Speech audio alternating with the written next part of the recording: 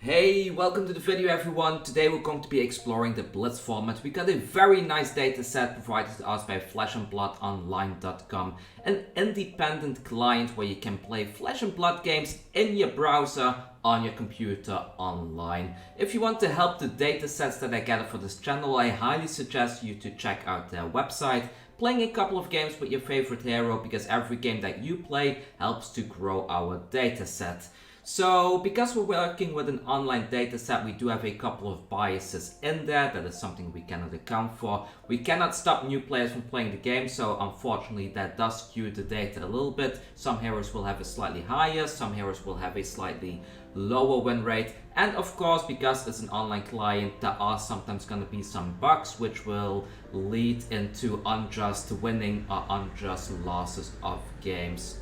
Since the last video, however, we went ahead and we took all the early losses out of the system completely. So anyone that conceded in the early rounds of a game are no longer part of the data set. This does mean that we now have a significantly lower amount of games than we did before, by roughly 10 or 20% if I'm not mistaken. But on the other hand, it does mean that we now have a more accurate overview of the data set in general. So with that said, let's just have a look at the data at this point of time for the Blitz format and what that means in a tier list setting.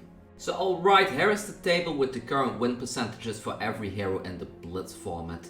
You can see straight away that Dorinthea and Chane, even though that they have the highest win percentage on this list, their total games are a bit on the low side. I've explained this in previous videos, like to me the sweet spot is around 500 games to be able to have like a good idea how a hero is actually performing. So having Dorinthea sitting at 62.92%, maybe it's true, but from experience I can tell you it likely isn't. But with this data we can see that Dorinthea, Chane, Iyslander, Kassai and Kano are all doing very well. Each of these have over a 56% win rate. I think for the most part that's probably correct for most of these heroes, even the ones that are a bit on the low side in terms of total games played. Chane is a powerhouse in the Blitz format, so is Dorinthea. All the warrior decks kind of are, like even Bolton with his combo, even though he's only sitting around the 53%, is still a very good deck to play in Blitz because of that explosiveness that warrior decks have in general. We can see that Dash and Briar are also doing very well, each sitting at around 54 to 55% win rate each.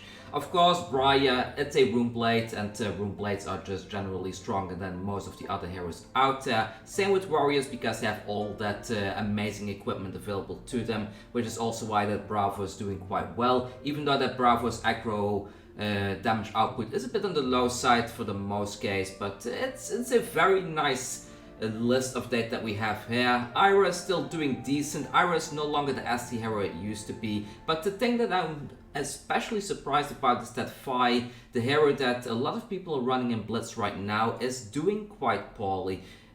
A part of that has to do because there's a lot of Fi mirror matchups which do pull the win rate down a bit, but even then that only pulls it down to 50%. But this shows that there are a lot of heroes that are able to deal with Fi rather consistently. Things like Dorinthea, things like Iyslander, they do have tricks in their under their sleeve to be able to stop Fi from doing their big combo turns, and that's something that is reflected in the win rate especially. So let's have a look quickly at how the tier list would look like if we go purely off the data we have on the screen right now, and then after that we will go into the specifics for the top 5 heroes.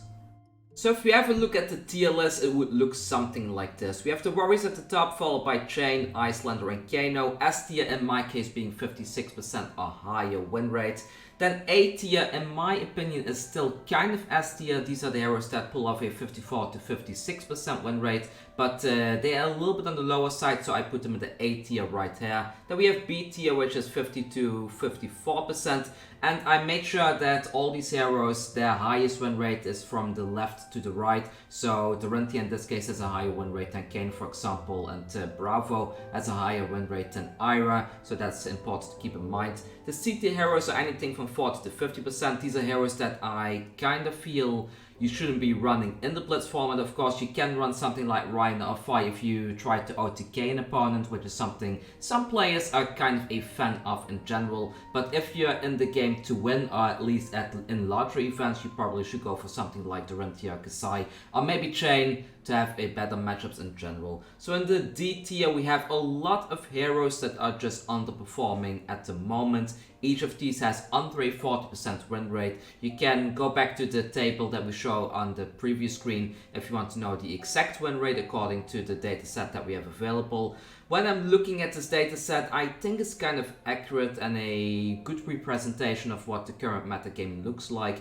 I'm kind of surprised that Dash is doing so well, but ever since that Dash has that tackler pounder, that deck has just gotten so consistent and explosive, and it really shows in the data. Like, a lot of people cannot stop Dash from doing her massive turns, especially now that things like payload are part of the game. Like in the past, you could very easily block out a Dash player until they deck out because of all the boosting, but because of payload in combination with things like a light gauntlet, that has become a lot more difficult. Do I think that Ira, one of my favorite ninja decks, should be in the B tier? I think so, yes. I think for the most part that ninja hasn't really gotten much in terms of toys that can keep up with the current speed of the metagame. So I think having Ira in the B tier is definitely a good slot to be at. However, I do think people that really master this deck and people that are really good at playing Ira well, they can probably push it to maybe A tier, but it's definitely not an S tier deck at the moment.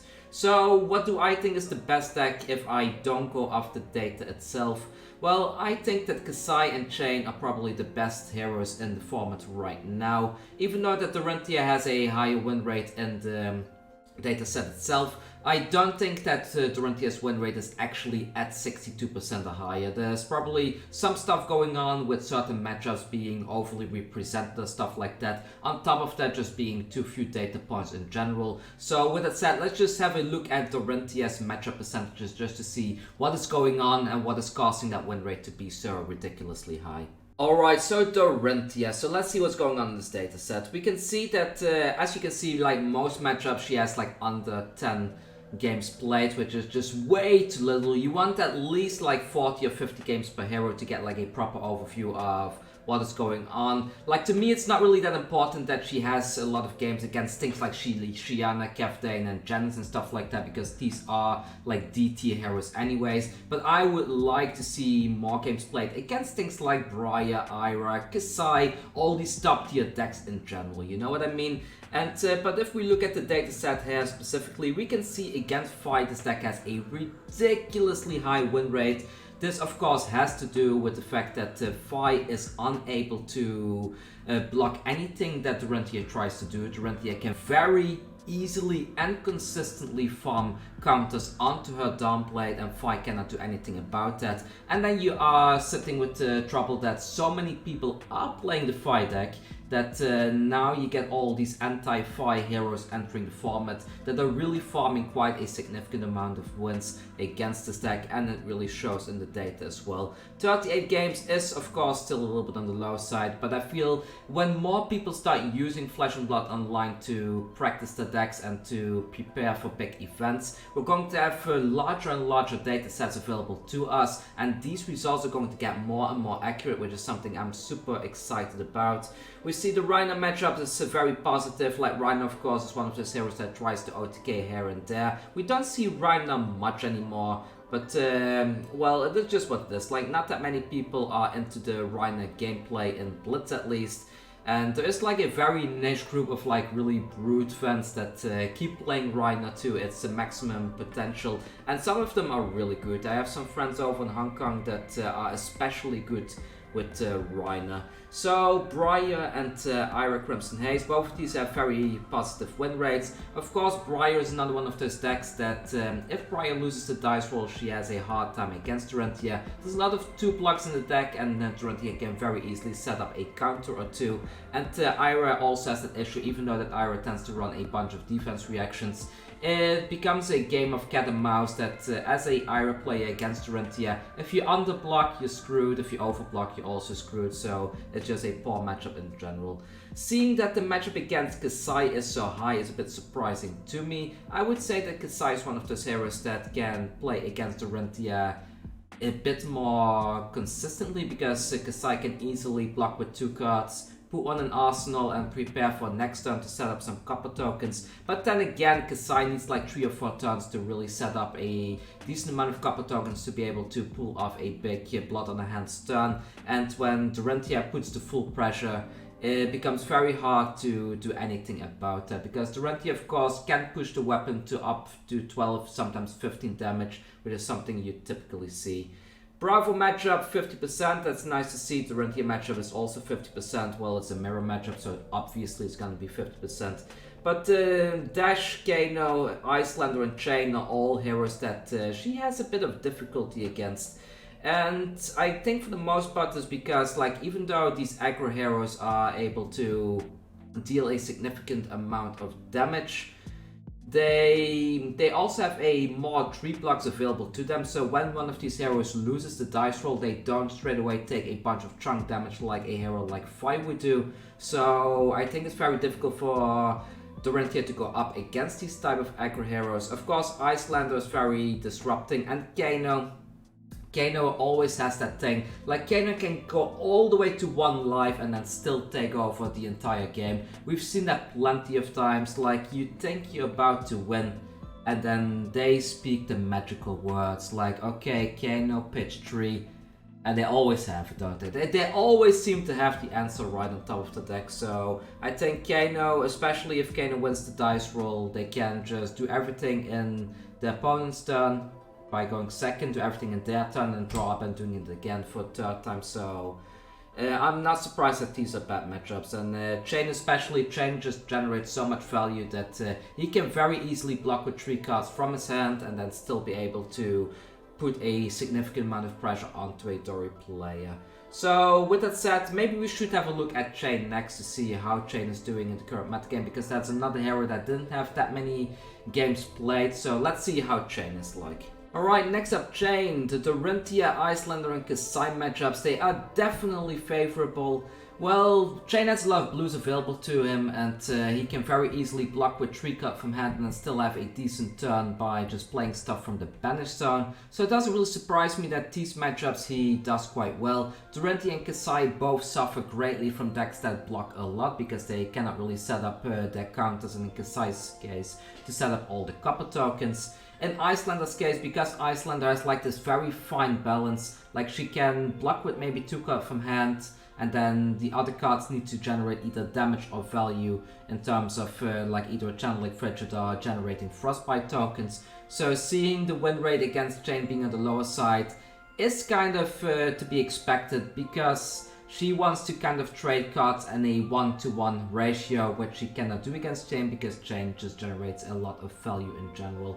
Against Ira and Briar, well, these win rates are very representative of how the matchup always used to be. Both of these decks didn't change much in the past meta, and I think these win rates are accurate. But the really ultra accurate decks, like the ones that can just win on turn 1 or 2, which are Fi and Dash, they again are very bad matchup for the Chane player, which is pretty much to be expected.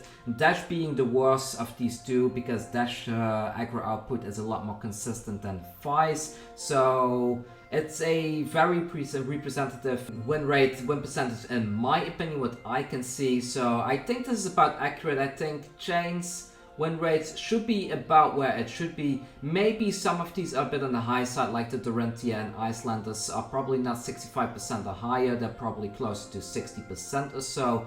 But I think looking at this and just going by the experience that I have in the Blitz format itself, I think Chane's matchup is probably very close to like 57 to 59%.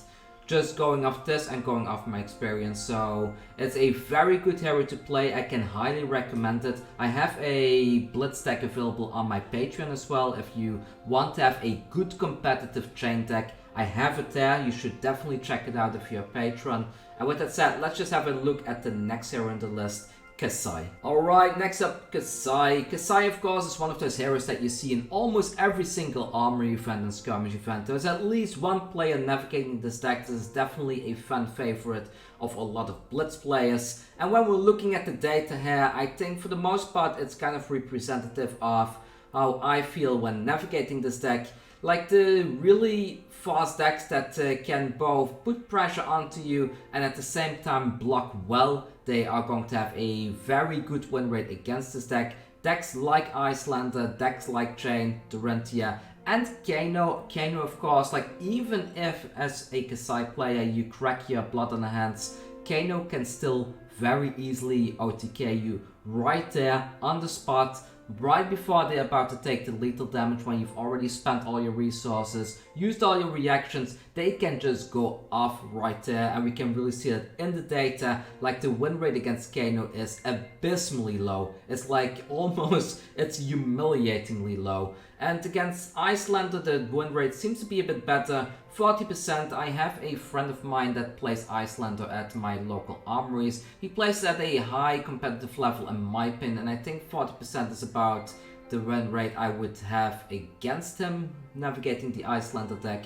So I think 40% is about correct. Of course, we do have a significant amount of games played against Iyslander with the data set as well, so we can assume that Iyslander is just a very bad matchup in general.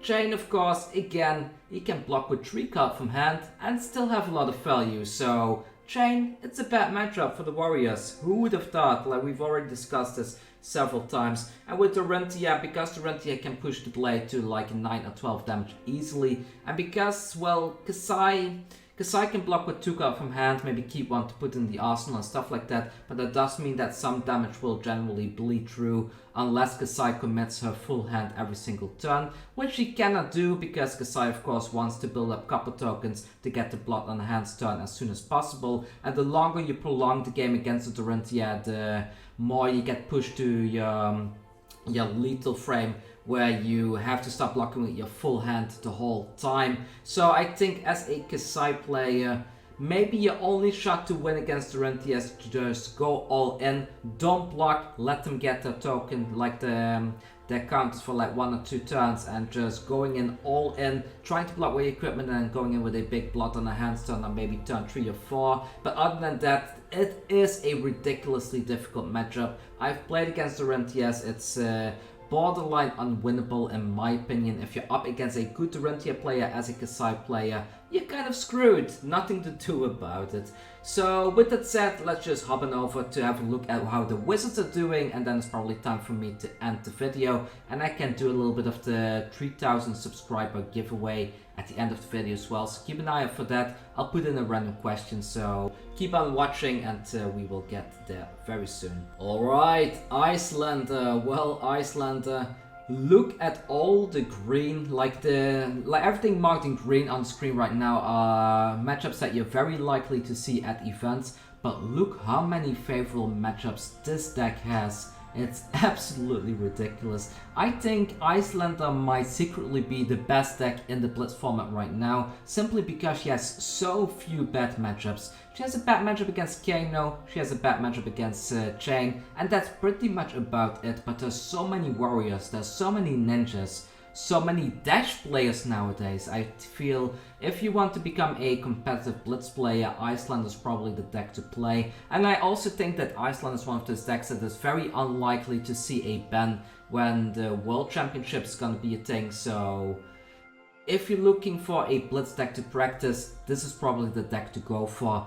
It does, of course, require a lot of skill. You need to have a lot of Blitz knowledge. You pretty much need to know how every single one of these top decks functions in the Blitz format by heart. So that means that you kind of need to practice every single one of these decks, get good at it, and then when you go back to Iyslander and you start playing Iyslander, then you can really play her to the full potential because you know exactly what to block and what not to block. But Iyslander is really that one deck that really favors a skilled pilot, and if you want to become a Blitz legend, this is the deck to go for.